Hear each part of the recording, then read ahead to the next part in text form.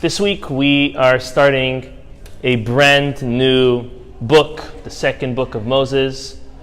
And this book has a couple names to it. Well, the Hebrew name is Shemot, which means names. And in English it's translated as Exodus. The Rambam, Maimonides, actually says, and he calls the book, of course the book is Shemot in Hebrew, but he calls it Sefer HaGalut VeHaGeula. It's the book of exile as well as redemption. Because if we look at the book of Exodus, if we look at the book of Shemot, that's exactly what goes on. As Rabbi Shimshon Raphael Hirsch explains beautifully in his introduction to the book of Exodus, until now, the first book of the Torah was speaking about individuals. It was speaking about great individuals, namely God's prime creation, Adam, and then Noah. Those are individuals. Even Abraham, an individual who sought out for the omnipresence, and he found him. Isaac, his son, Jacob, his son, and even Jacob's children, that's still a family. But, as Rabbi Hirsch explains, at this point, what's happening is individuals, family members, are now transcending and transitioning into a nation. As we know, it was a nation who would receive the Torah, not individuals. And that happens in this book. That happens in the book of Exodus. So the end of Genesis ends off beautifully for the Jewish people. Their family, they're together, they have their land, they have their food. Everything's going very nice for them. Okay, so the unfortunate event of Jacob passing away, it's life. At a certain age, everyone has to go, and everyone passes on. And so it was.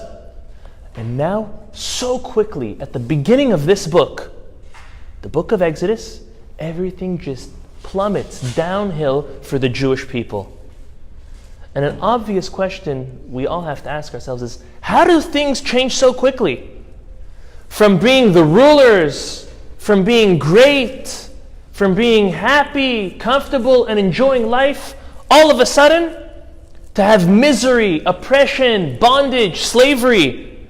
How does it go from here to here so quickly? So our sages explain us that we learn from this that life is a circle, that life is like a wheel.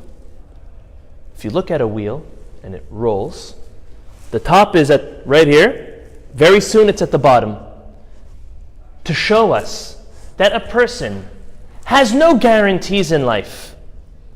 Nothing a person can say is guaranteed. Not family, not friends, not health, not livelihood, not happiness. Nothing is guaranteed.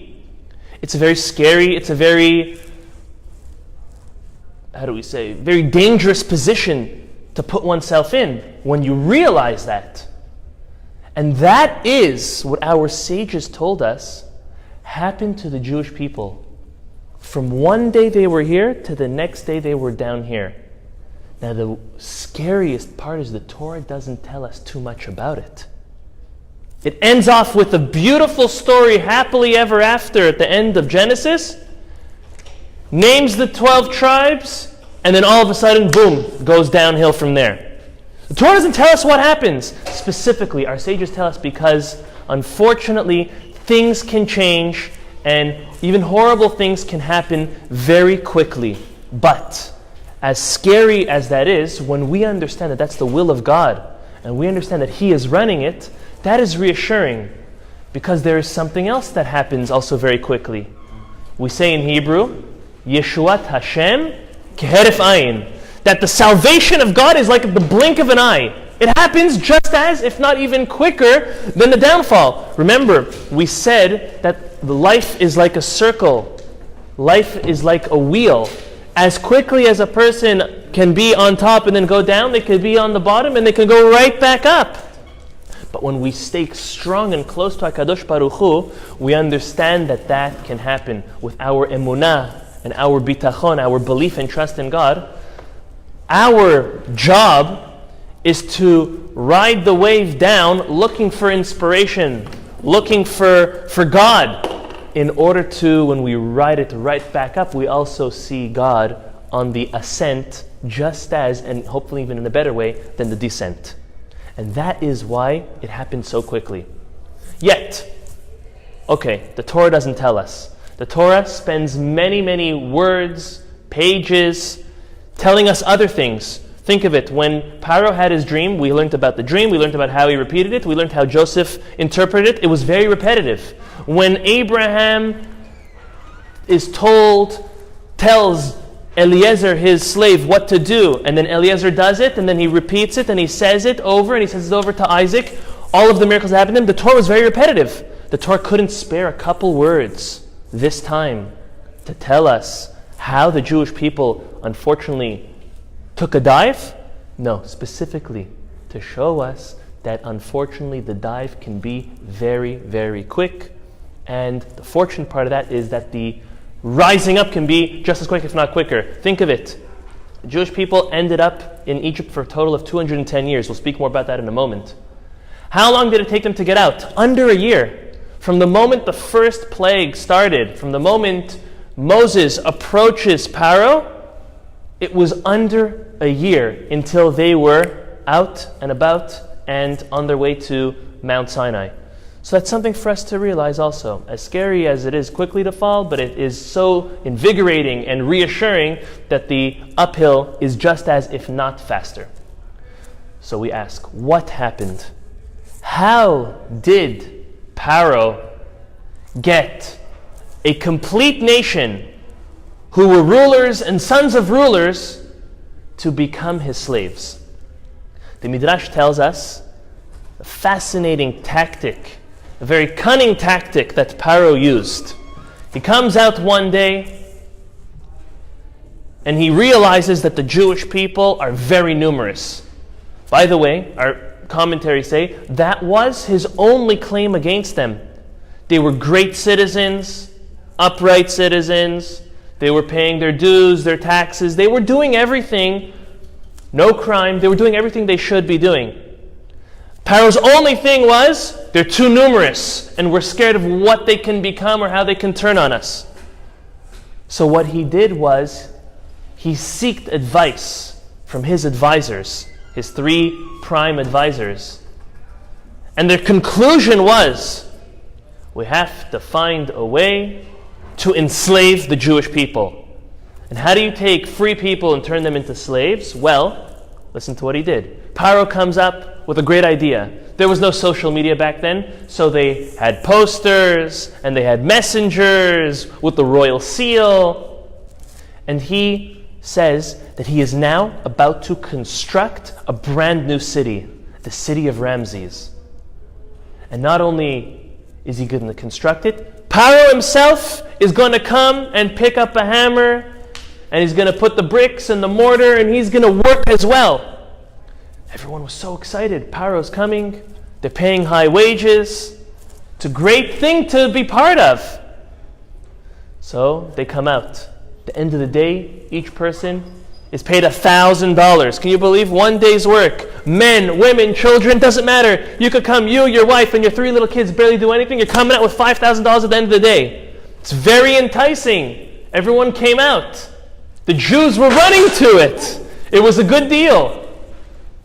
So they come. And 1 week goes by. They're making a lot of money. Pharaoh's there. Next week, Pharaoh dismisses himself. He says, I have another royal matter to attend to. He's not there. The wage starts getting a little lower. There's so many people coming out, so we make it $750 a day per person, $500 a day per person, $250, till it's free. We cannot pay, but meals are on us, breakfast, lunch, and supper. Until one Jew looks at another Jew and says, hey, is this Egyptian trying to pull a quick one on me? I had breakfast, lunch, and supper and more before I came out to this. I'm going to pull a quick one on them. I'm not showing up tomorrow morning. Doesn't show up. A couple hours into the day, he hears a knock. And it's Egyptian soldiers. to taskmasters. Hey, Jew boy, where are you? You have a mandate, you have a quota today. You can't just leave. I'm quitting. You can't quit. You're in the middle of work. Of course, I'm quitting. And he puts his hand on his whip. He didn't have a rifle. Puts his hand on his whip and he says, if you don't get back to work within the hour, I'm going to beat you.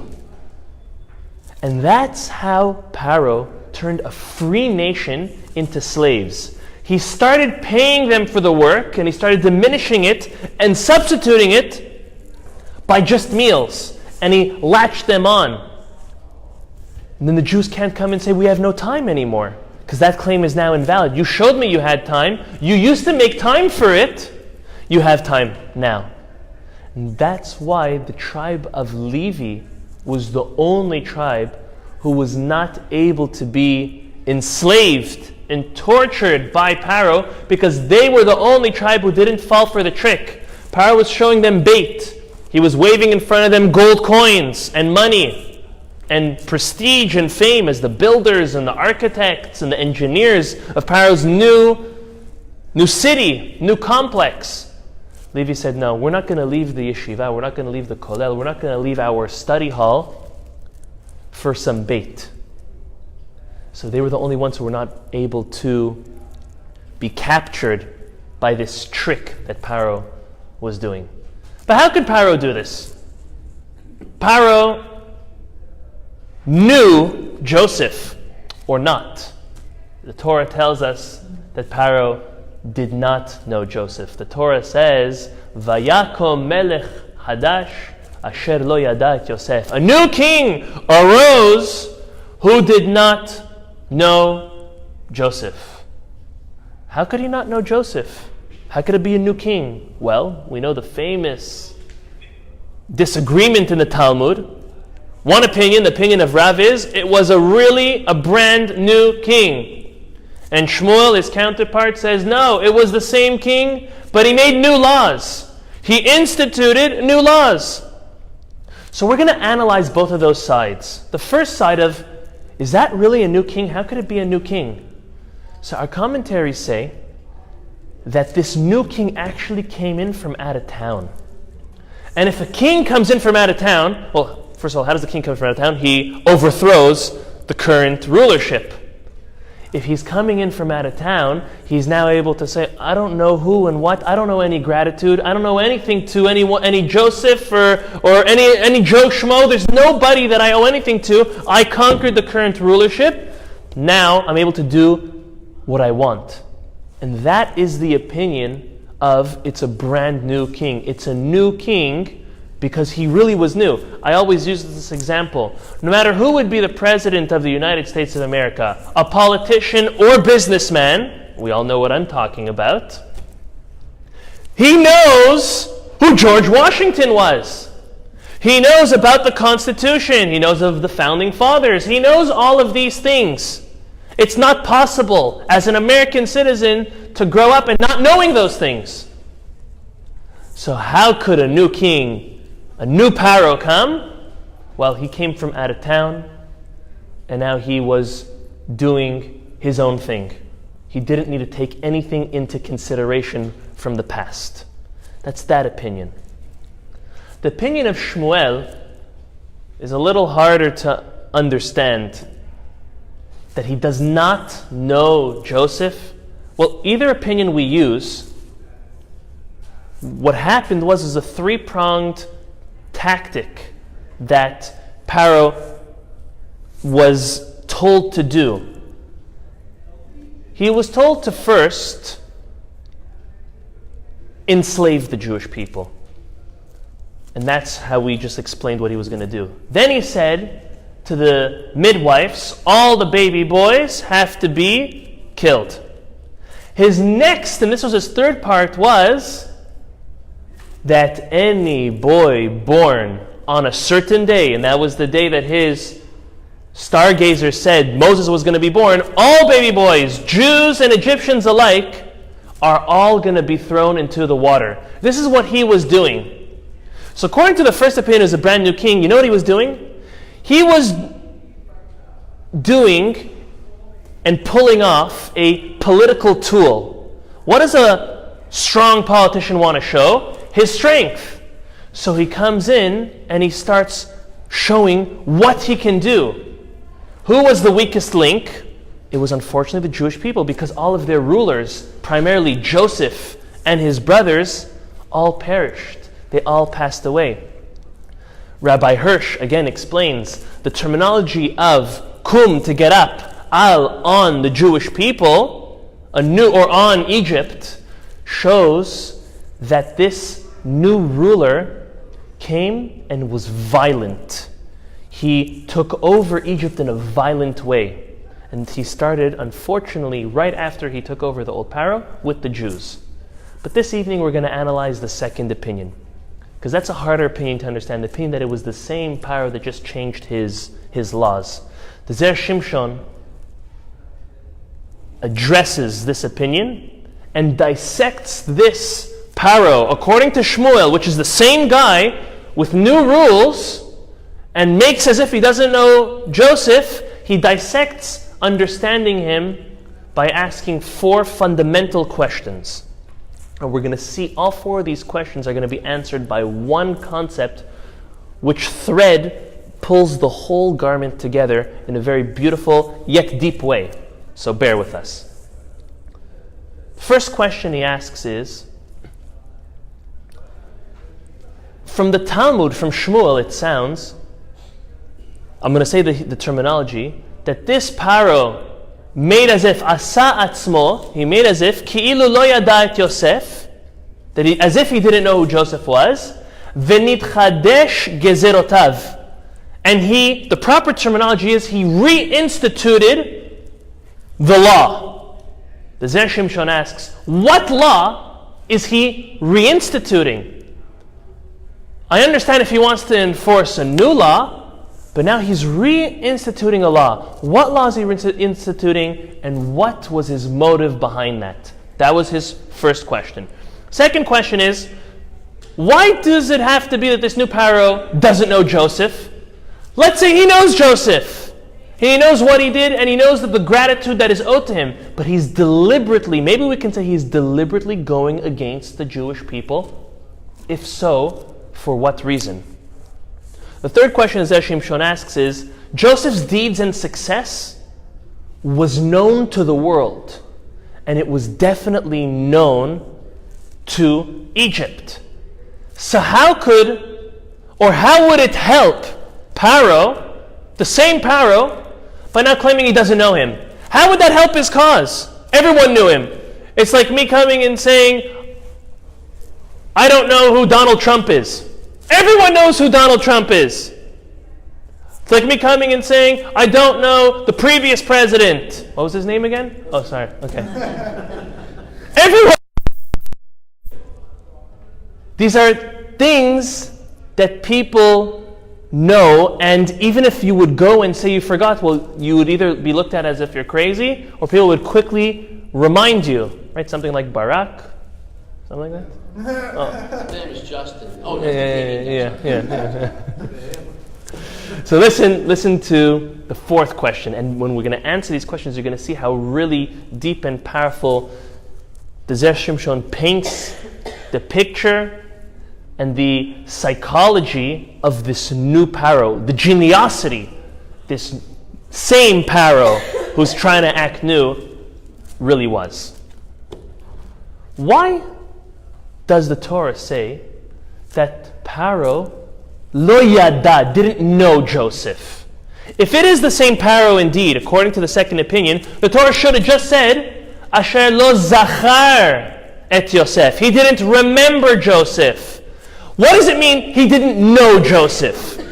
Of course he knew Joseph. Everyone knew Joseph. Especially if you're saying he is the same Pharaoh, he's just making new laws. Just say he didn't remember Joseph, the Zera Shimshon asks. Why does the Torah have to stress that Pharaoh didn't know Joseph? The Zera Shimshon answers all of these questions and explains us who this same Pharaoh is, with his change of laws, based on something that the Rama Mipano explains. The Rama Mipano was Rabbi Menachem is Azariah from Pano. He was a true Italian scholar, a very deep Kabbalist who preceded the Zera Shimshon. The Zera Shimshon, whenever able to, does quote the Rama Mipano. The Rama Mipano in his Sefer Asara Ma'amarot, which is a very deep book, writes, Joseph had something in mind all along. Of course, he was very wise, he was genius. When he became ruler, he planned on creating a soft landing for his family when they will come. How did he do so? Well, he wanted his brothers to do a teshuvah, repentance, before they came down. He made sure to not introduce his whole family to Pharaoh, made sure to find them a secluded ghetto away from the rest of Egypt so that they can maintain and preserve their observance and their spiritual heights. Made sure they wouldn't get drafted to the army, that they'd have a livelihood, be provided for. Joseph really tried everything. More so, don't we remember that Joseph circumcised the Egyptian males with the intention to suppress their heights of impurity, again, to add to the soft landing for his family when they would come down? So listen to what the Rama Mipano explains Joseph also did. Joseph made sure to acquire, not only to become the ruler, but to acquire the Egyptian people as his personal property before the Jewish people come down to Egypt, and specifically before the Jewish people are acquired by Egypt. I'm going to repeat that. Joseph wanted to acquire the Egyptians as slaves, specifically before the Egyptians would acquire the Jews as slaves. Now, for what reason? The Talmud tells us something very special, something very interesting about the laws of slaves. The concept is ma shekana avdo kana rabo. Whatever a slave acquires does not belong to him. It really belongs to his master. So Joseph tactically and specifically positioned himself to acquire Egypt, and we're going to explain how. To acquire the Egyptian people so that in the future, if ever the Egyptian people would want to ever come and claim to acquire the Jews as slaves, the Jews would belong to the Egyptians who belong to Joseph. And he did that with the intention so that they can one day leave Egypt. If Joseph would have never done this, the Jews would have been stuck physically and, more important, spiritually engulfed and held hostage by the impurities of Egypt. Now, let's understand the following. He brings 3 proofs to this concept to strengthen it, and then he's going to run through all 4 of those questions to answer them. Firstly, right after the Torah in the beginning of this week portion names off the 12 tribes, it says as follows. I'm quoting from chapter 1, verse 5. Vayhi kol nefesh yotzei Yaakov shivim nafesh. And behold, when Jacob and his family originally comes to Egypt, there were 70 people. And then the Torah says, V'Yosef haya b'Mitzrayim. And Joseph was in Egypt. That is very, very weird verse, because we know to count the 70, Joseph and his 2 sons were part of it. So if you say there's 70 that came down and Joseph was in Egypt, well, that's kind of trying to say Joseph separated himself, but we know Joseph is part of the 70. So what's going on? The Midrash explains that the Torah is now telling us about these 70 individuals who entered Egypt, because those 70 individuals, the same way they entered the exile, like we said, the Rambam says this Sefer, this book is called Sefer HaGalut VeHaGeula, the book of exile and exodus, meaning all 70 who came down into exile, all 70, and if it obviously won't be them, all of their descendants will all come out during the redemption. But what's so special about the number 70? We know something about the number 70. Is that there are 70 nations besides for the Jewish people. And Joseph was in Egypt. What was Joseph doing in Egypt before the 70, or before the other 69 come down? He was acquiring not only the Egyptian people, as Shimshon explains, all 70 of the other nations, Joseph was acquiring them. How would he acquire them? Well, when the Chinese people came to get food, when the Turkish people came to get food, and when other African countries came to get food, during the hunger, it was a worldwide hunger, Joseph comes and says, you want food? 3 things. He first starts conversing with them. He was able to speak their language. Do you know that the angel Gabriel, when Joseph was 17, not only did he point to where his brothers were when Joseph was sent by his father, the Talmud tells us Gabriel, the angel, teaches Joseph all 70 languages. What's the need?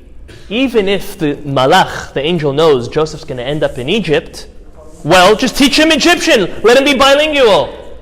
So we know the famous answer is because when he knew all 70 languages, he now knew 71. And he knew more than Pharaoh. And that was a secret pact that the two of them had, so that Joseph would not be either killed or excommunicated, and Joseph would never tell Pharaoh's secret to everyone else that he knew another language. But in light of tonight's chidush, of tonight's novelty, you know what the Zera Shimshon says the reason is that he learned all 70 nations was in order to acquire all 70 nations when they came. How can you acquire someone when you can't communicate with them? He knew Chinese, he knew Turkish, he knew all the African dialects, he knew every single language. So when they came, he conversed with them. He was able to tell them, you need to pay fine money for this. And he circumcised. According to this, Joseph not only circumcised the Egyptian people, not only did he charge the Egyptian people, and not only did he acquire the Egyptian people, he acquired all 70 nations when they came down to get food, in order that forevermore they could never acquire the Jews as slaves and could never have a threshold and a strong hold on the Jews in a spiritual way forevermore. In any exile, Chazaku Baruch. Now, based on this, if we look at Tehillim, chapter 80, verse 2, King David calls somebody the shepherd of Israel. And I quote the verse. Ro'e Israel, the shepherd of Israel, Ha'azina, listen up. Noheg Katzon, the one who is leading the sheep. Last word of the verse, Joseph.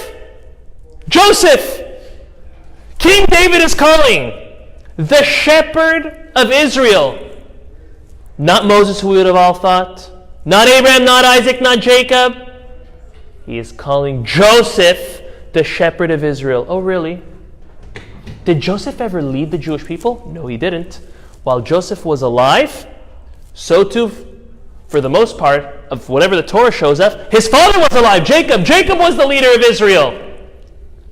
So what's King David doing by saying Joseph was the leader of Israel? No. You know who Joseph was the leader of? Joseph was the leader of Egypt.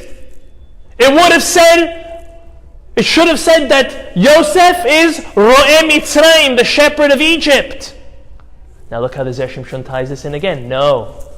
You know why Joseph became the shepherd, or Joseph acquired Egypt? Again, so that he can be the eternal shepherd, the eternal owner, the eternal acquiree of the Jewish people, so they cannot be suppressed and oppressed and put into bondage and be stuck spiritually and physically by any other exile. That's why he is called. It's, as I'm going to say it in Hebrew, it's letovatan shel Israel. It was for the well-being and for the good of the Jewish people that he was the ruler and the shepherd of Mitzrayim.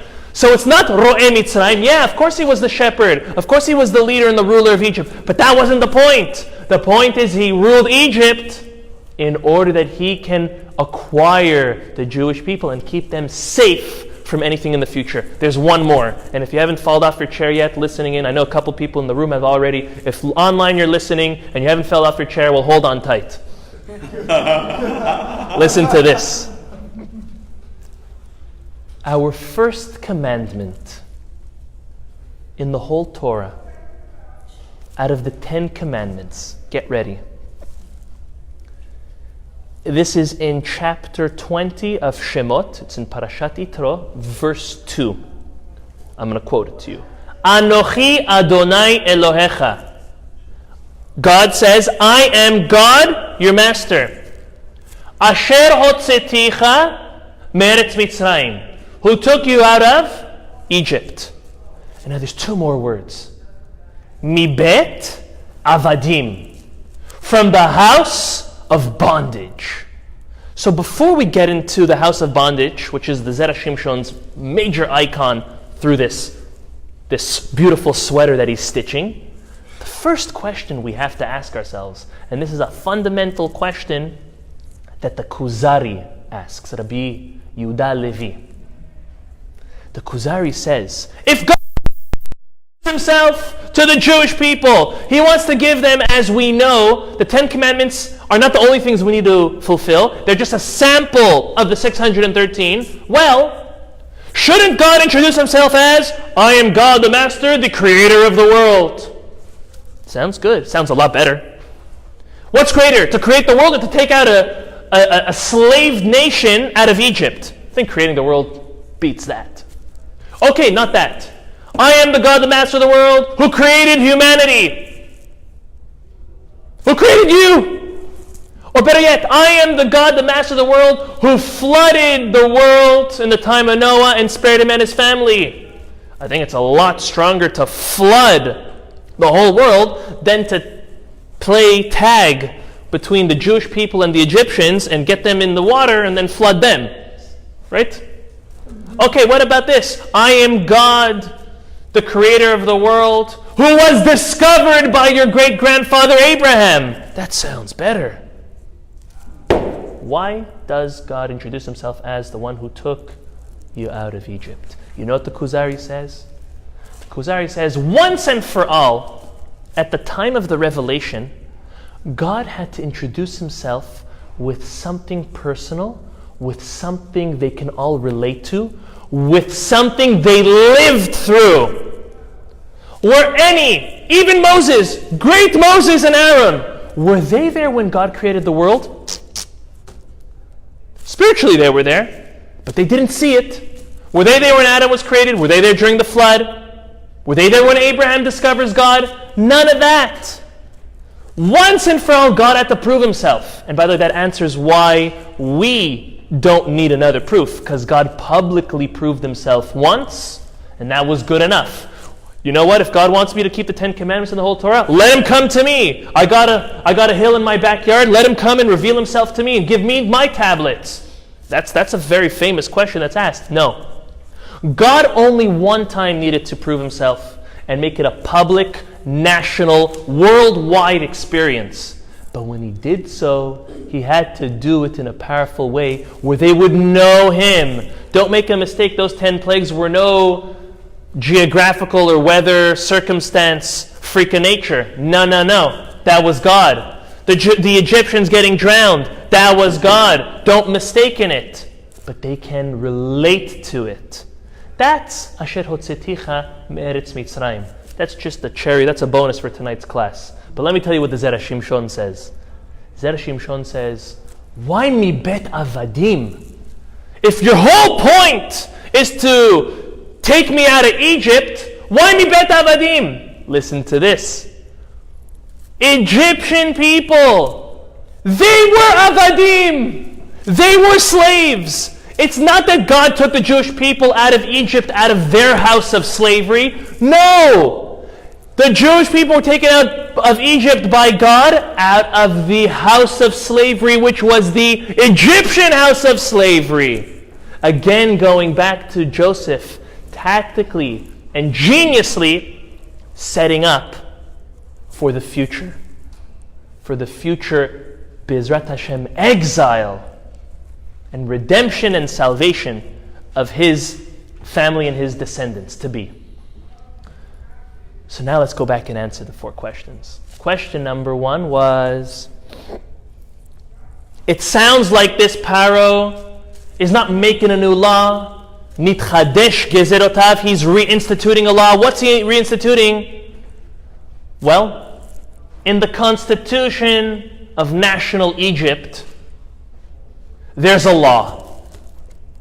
The law is that a slave can never rise to the position of a ruler.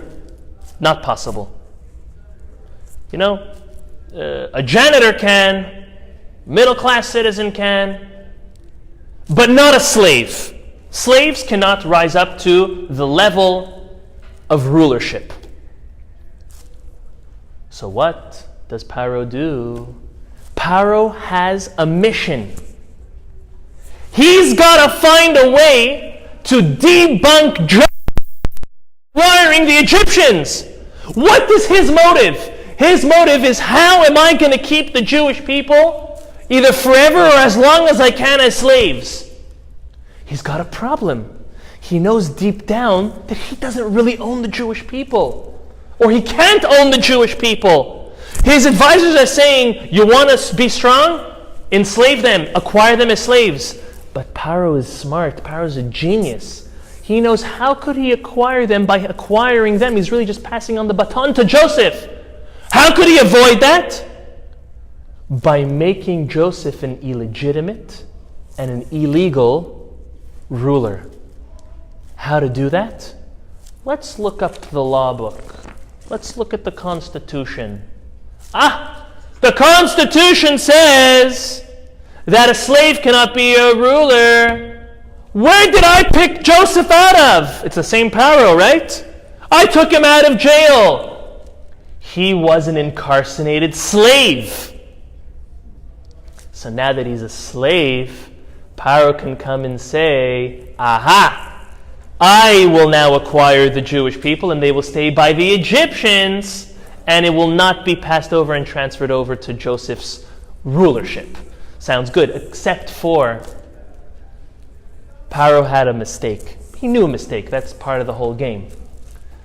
His mistake was Joseph was never really a slave. Joseph was worthy of rulership. He was royalty. He was, again, non-properly kidnapped and stolen and sold to slavery. But he was not a real slave. He was not supposed to be a slave. He was never a slave. He happened to be playing slave for a couple years, but he was not a slave. He was really a ben chorin. He was a free person. Because he was the son of a free person. He was the son of Jacob. There was no slavery there. So that was Pharaoh's mistake.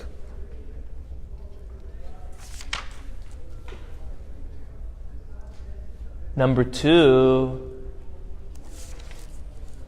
Question number 2 was, maybe Pharaoh is doing this deliberately against the Jewish people, even though he knew who Joseph was. Answer is yes. Because he had to prove to everybody that Joseph never acquired the Egyptians.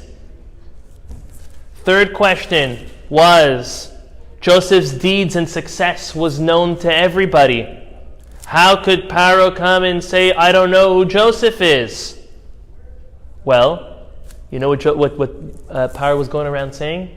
Pharaoh was going around saying, I don't believe that Jacob was really his father. Now look at what basis. The Talmud says that if one individual says about another individual, that is my son, they're believed.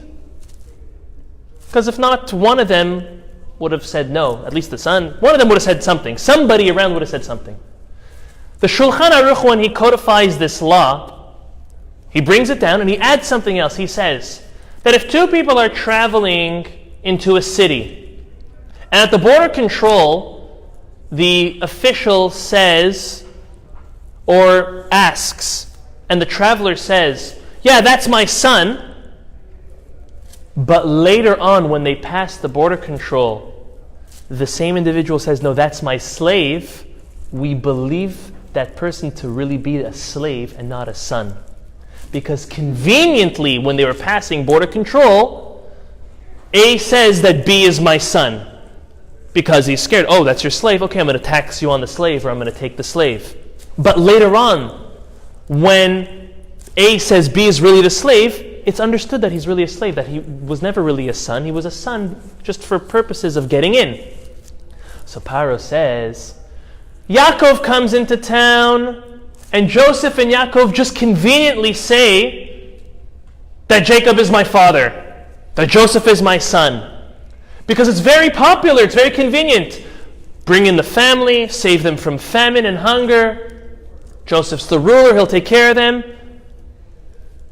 Pharaoh was going around saying, I don't believe that they were related. So much so to say, I don't even believe that they were all brothers. So many kids. Bnei Ish Echad, the son of one man, all the sons of one man, not brothers, not the father. They pulled a quick one on us. Now obviously it's very easy for Pharaoh to do this now. They all passed away. That's what Pharaoh was waiting for. Jacob passed away and all 12 tribes pass away. This is what Pharaoh was doing. And then, Asher lo yadait Yosef. Why does it say that he did not know Joseph instead of he did not remember Joseph? Oh, he remembered who Joseph was. But he didn't know Joseph's identity to be true, to be Jacob's son. And that's what he was going around. Asher igid la'amo, he goes around and he tells all of the nation. He's like selling something. Joseph never happened. He was a slave, a son of a slave. He was not Jacob's son. And he is an illegitimate ruler. We need to take him out of all of our books. He wasn't the real thing. That's what Asher lo yada et Yosef means. He didn't know who Joseph was. He didn't believe that Joseph was really a ben horin, a free person, rather an eved, a slave. But tonight, in honor of everyone here, in honor of everyone listening, we're going to share the second answer the Zera Shimshon gives on Asher lo yada et Yosef. How could Pharaoh say, I don't know Joseph is, instead of saying, I don't remember, with a very strong lesson. Listen to this one. Again, we're coming and answering that fourth question. How does Pharaoh say, I don't know who Joseph is? If it's the same Pharaoh, let him just say, I don't remember who Joseph is. He answers it by answering another question first. If we look at the 12 tribes, Joseph is the youngest to pass away. He passes away at a ripe age of 110. All his other brothers, all the way ranging up to 130 years old by Levi, who passes away at 130, all outlived him. Why? There's different answers given. Answer number one is, well, when Joseph's brothers came to Joseph before they knew who Joseph was, they were speaking about their father and they said, Avdecha Avi. Avdecha Avinu. Our father, your slave.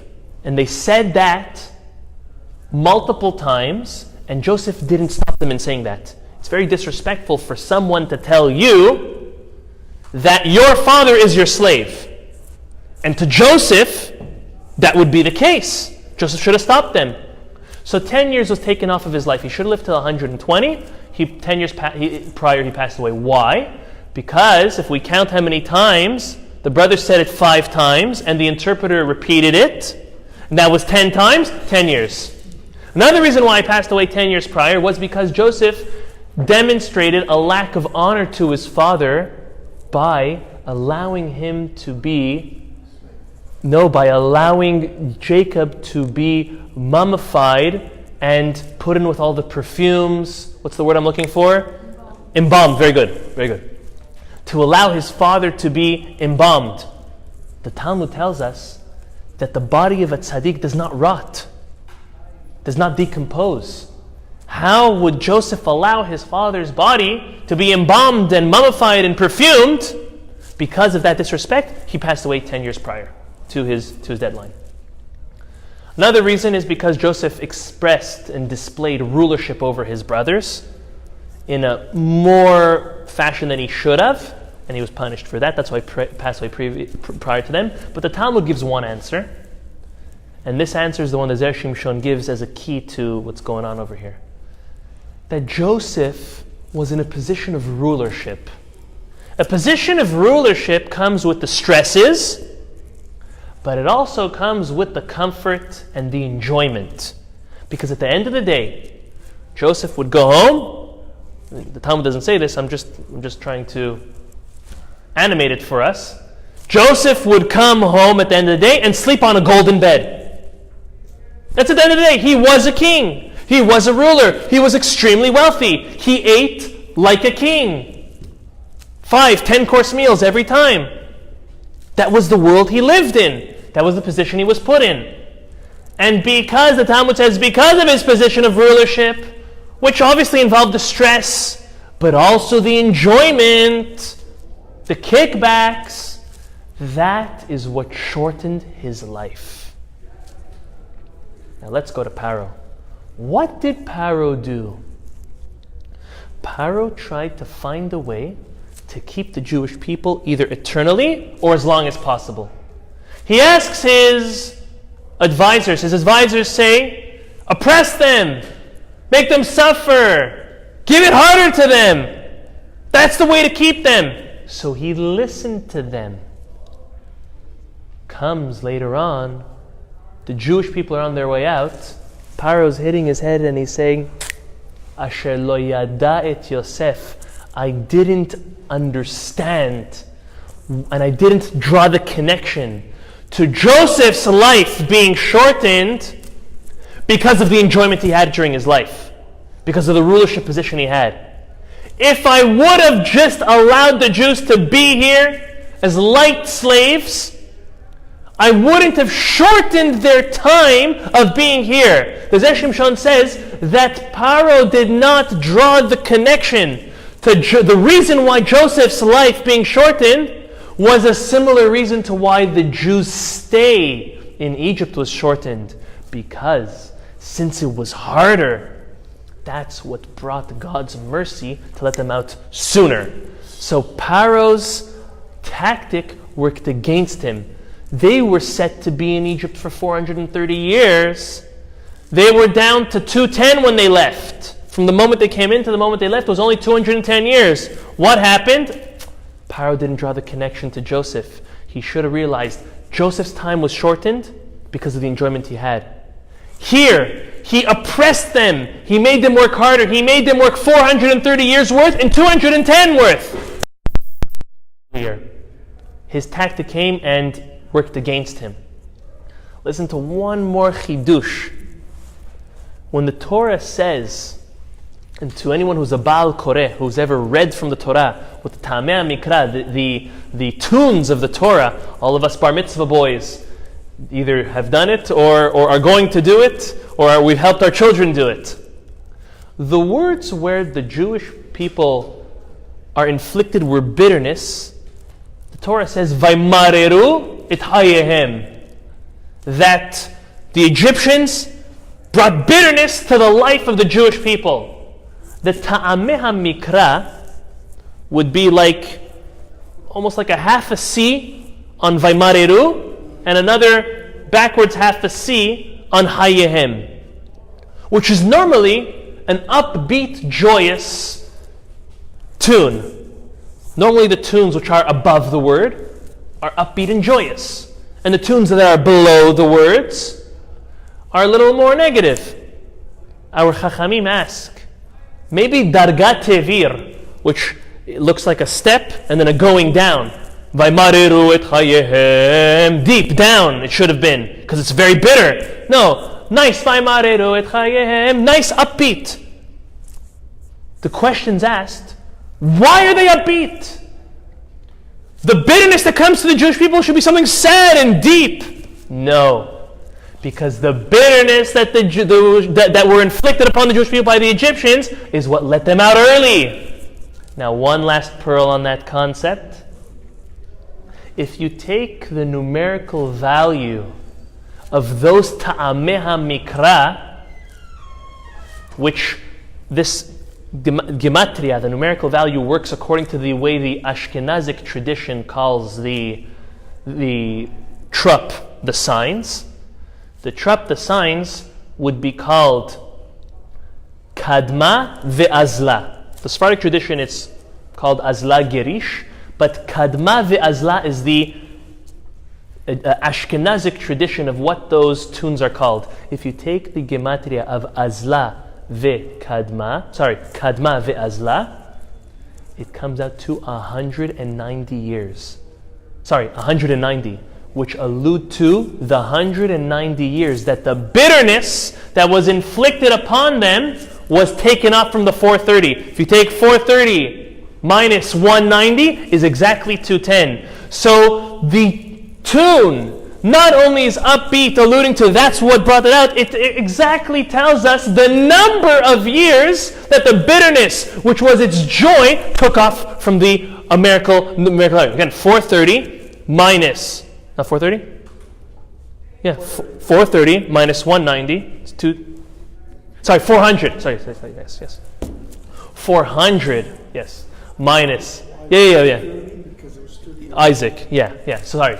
The 400 years minus the 190 gives us the perfect 210. One last thing. Let's fast forward. It's all on the same topic, and I'm gonna pull out a lesson at the end. Fast forward to Moses and Aaron negotiating with Pharaoh to let the people go. Torah says that obviously Pharaoh says, get lost. They're mine. Whether he told him the chidush that Joseph never acquired them or not, according to Zera Shimshon, he knew. So if Joseph never acquired them, that means they're mine. Joseph never acquired the Egyptians, so the Egyptians were never his, so the Jews are mine and they're not Joseph's. But look at what Pharaoh tells Moses and Aaron. Vayomer alehem melech Mitzrayim. The king of Egypt tells them, to Aaron and Moses, Lama Moshe ve'Aharon tafriu et ha'am mima'asav lechu lesivlotechem. Moses and Aaron, why are you bothering, disrupting the Jewish people from their work? Lechu lesivlotechem. Go to your own burdens. Rashi says, Pharaoh couldn't put handcuffs on them or get his taskmaster to whip them to work. 3 answers. Answer 1 we already gave because they never ran for the bait, as we said in the beginning. Answer number 2, this only the Levim, right? They're from the tribe of Levi. Answer number 2, the tribe of Levi were never going to sin with the golden calf, so they never needed all of the suffering in Egypt. The Shimshon has a question with that because how do you punish the rest of the Jewish people on something they're going to do? Normally you don't punish someone on something they're going to do. We learned that from Ishmael. Ba'asher Husham, Ishmael was going to grow up to be a horrible man, but as a child he was dying of starvation and thirst. God sent a miracle and sent him a well with an angel. Even though he's going to be horrible, but right now he was okay. So right now the Jewish people are being punished for the egel, the golden calf they're going to serve. That's a little bit iffy. The Zera Shimshon's final answer is as follows. He says, anybody who's going to acquire a portion of the land of Israel needs to go through the torture and the enslavement of Egypt. And the tribe of Levi were never going to acquire a portion of the land to come. It was divided into 12, but Menashe and Ephraim each got a portion of Joseph. So 12 were given out, but Levi had the cities of refuge, and they had their specific work and avodah in the temple, in the Bet HaMikdash. So since they were never going to acquire the land of Israel, they never could have been enslaved by Pharaoh. But look how he learns it. He learns it from Esav.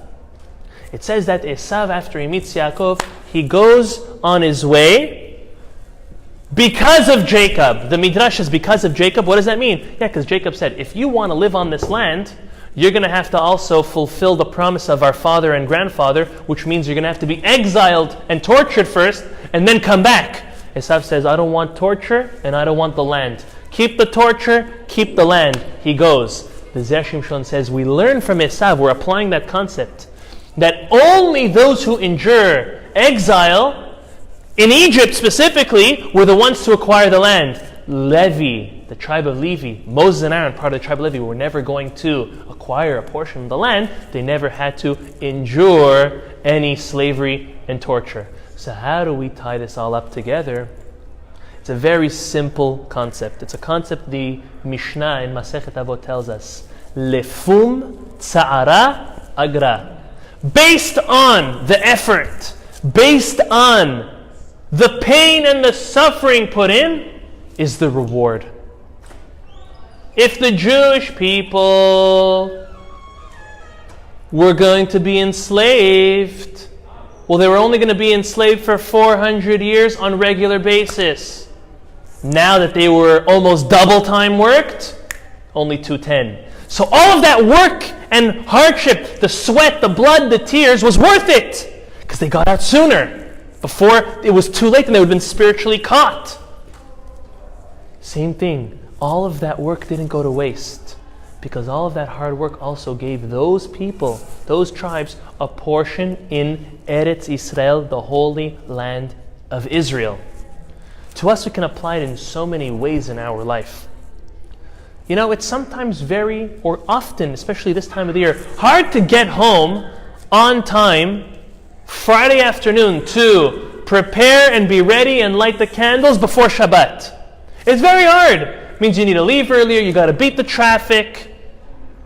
But that hardship is worth it because when you come home on time and you're able to prepare for Shabbat and you're able to enjoy Shabbat and you're able to sit down with the family, that is hard effort and suffering, which you get paid off. Let's think in other realms. Studying for exams, going to school, getting a degree. It's hard work. It even costs money to go to school. It's work of reading and writing and hours and memorizing and tests and examinations nonstop. But it's worth it at the end because now you have something to show for all of that time and effort you put in. When it comes to setting yourself up for financial success, it hurts to save money. It does, because it means that right now, instead of eating a double cheeseburger, a parv double cheeseburger, well, you can only have a single parv cheeseburger. Or instead of taking so many vacation days, you're working harder because you're saving more. And everything in life, waking up early in order to connect to God and pray in the morning, you're giving of your sleep. But it's invigorating, it's inspiring, it helps a person realize in life, anytime something came easy to you, it wasn't really appreciated, it wasn't worth it. But anything you had to work hard for, anytime you suffered and then you got out of it, think of it in your life. That was the best, that was the sweetest, that was the juiciest fruit you ever ate from. It's like that first glass of water, that first thing you eat at the end of a fast. Every morning you have a glass of water and you have some fruit. Is it a big tata? No. But at the end of the fast, after all that suffering and all that hardship, it's worth something. Look in your life. Backtrack in order to cope with the current hardships and strugglings you're going through. Go back and see, what were the hardest times in my life? What followed them? Sometimes people have to wait very long or travel very far to find their zivug, to find their match made in heaven. Spending a lot of time, a lot of traveling, a lot of money just to find that person. But it was worth it because if you wouldn't have spent all that time and effort and money on it, you wouldn't have found him or her. And it's so important to do so. Look in your life. Look at those hard times. Look back when it was and how you got out of it and how you benefited from it, to try as much as possible to stick be'emunato, with the emunah and the trust that we have in God, to cope and navigate what we're going through right now, in order to see the light at the end of the tunnel. B'ezrat Hashem, Hashem will show us no harm, no suffering, but on the contrary, although that is a blessing, but harm and suffering and hardship is also a blessing. Because like when you work out, if you want to bodybuild, you want to build your muscles, in order for the muscle to build, it has to rip a little. So all of that hardship and all that suffering is just like when we rip the muscle a little in order for it to flex, be strong and healthy and grow. May HaKadosh Baruch Hu help us grow through our sufferings and our hard times, and rejoice in being able to accept them. Besimcha. Amen v'amen.